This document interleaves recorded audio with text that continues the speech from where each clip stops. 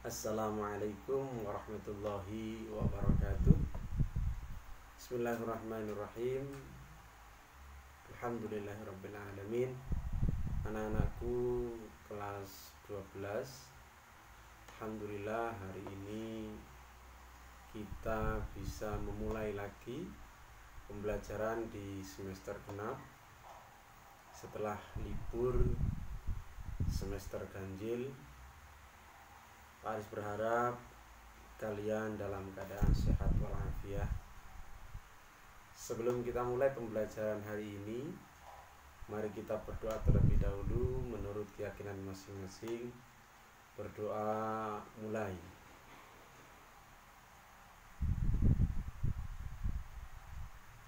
Berdoa selesai. Anak-anakku sekalian, pada pembelajaran pertama, di bab pertama di semester genap ini kita masuk pada bab indahnya membangun mahligai rumah tangga, atau bisa dikatakan bab tentang pernikahan. Pernikahan itu adalah sunnatullah, sunnatullah yang berlaku bagi semua makhluknya. Ya, kalian bisa juga simak ya sambil memegang bukunya, ya, buku pendidikan agama Islam, ada di halaman 120. Pengertian dari pernikahan itu sendiri adalah secara bahasa mengumpulkan, menggabungkan, atau menjodohkan, ya. Kalau secara istilah pernikahan adalah ikatan lahir batin antara seorang pria dan seorang wanita sebagai suami istri dengan tujuan membentuk keluarga atau rumah tangga yang bahagia dan kekal berdasarkan ketuhanan yang Maha Esa. Anak-anakku sekalian, pernikahan dalam Islam hukumnya sunnah. Sebagaimana hadis Nabi, an-nikahu sunnati faman raghiba an sunnati falaisa minni. Nikah itu adalah sunnahku, kata Rasul. Ya. Barang siapa yang tidak menjalankan sunnahku, dia bukan termasuk golonganku. Maksudnya adalah nikah ini salah satu dari sunnah-sunnah Nabi. Jadi kalau kita melaksanakan pernikahan, maka kita dapat pahala sunnah Nabi.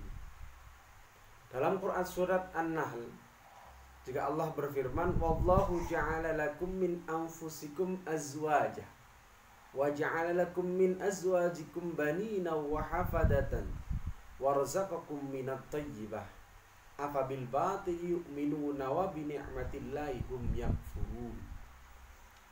Allah menjadikan dari kamu istri-istri dari jenis kamu sendiri, yaitu manusia, dan menjadikan bagimu dan istri-istri kamu itu anak-anak dan cucu-cucu, dan memberimu rezeki dari yang baik-baik. Maka mengapakah mereka beriman kepada yang batil dan mengingkari nikmat Allah? Jadi dalam ayat Al-Quran dan hadis Nabi sudah jelas bahwa pernikahan ini adalah dianjurkan dalam Islam, disunnahkan. Tujuan dari pernikahan itu apa? Ya, tujuan dari pernikahan adalah satu, untuk memenuhi tuntutan naluri manusia yang asasi. Manusia ini diciptakan oleh Allah punya akal dan punya nafsu. Ya. Maka dari itu, supaya kita tidak terjerumus dalam kemaksiatan, maka oleh Islam, oleh Allah, ya, dalam Islam diberi jalan, yaitu dengan pernikahan, ya. Kemudian tujuan yang kedua dari pernikahan ini sendiri adalah untuk mendapatkan ketenangan hidup,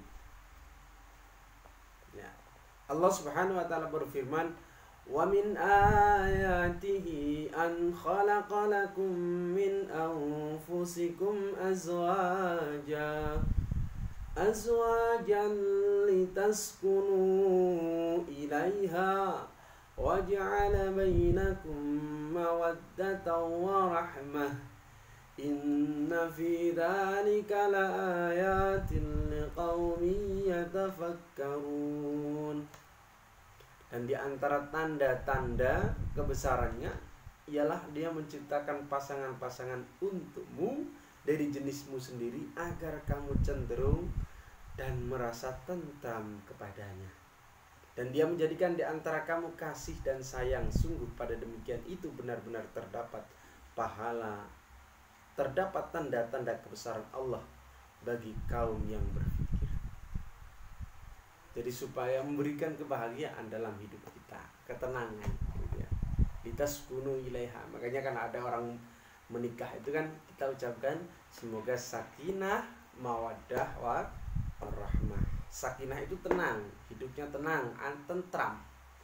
Mawaddah itu penuh bahagia, warahmah dan penuh kasih sayang. Gitu. Kemudian tujuan yang ketiga adalah untuk membentengi akhlak, ya.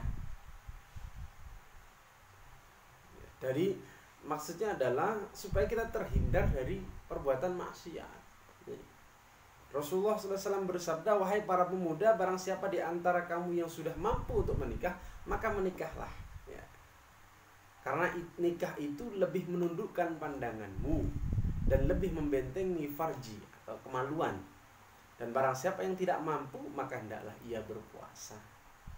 Jadi kalau belum mampu untuk menikah, ya, sekiranya sudah tidak, istilahnya kita manusiawi, dan nafsu kita sudah tidak kuat, maka solusinya adalah Rasulullah memberikan solusi untuk berpuasa.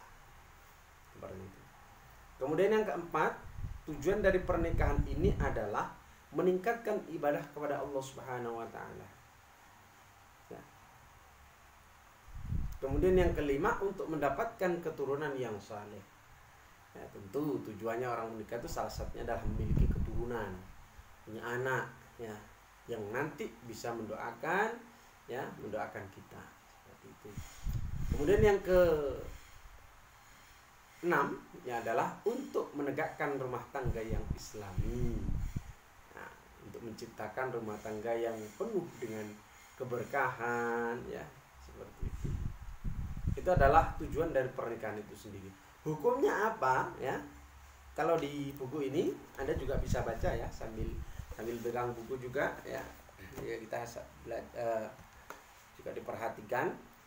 Para ulama menyebutkan bahwa nikah diperintahkan karena dapat mewujudkan maslahat, ya. Kalau ini diperintahkan, ya, dianjurkan, ya. Enggak, ketika hukum asalnya adalah sunnah, ya. Jadi ketika tidak lakukan, ya juga tidak dosa, seperti itu. Akan tapi sunnahnya sangat dianjurkan, seperti itu. Hukum dari pernikahan itu sendiri.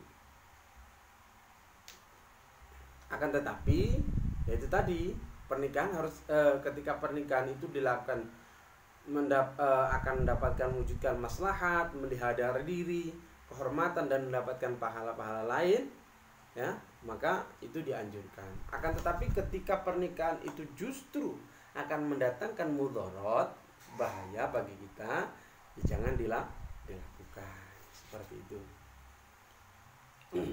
Jadi disesuaikan dengan kondisi, ya. Karena gini, ya,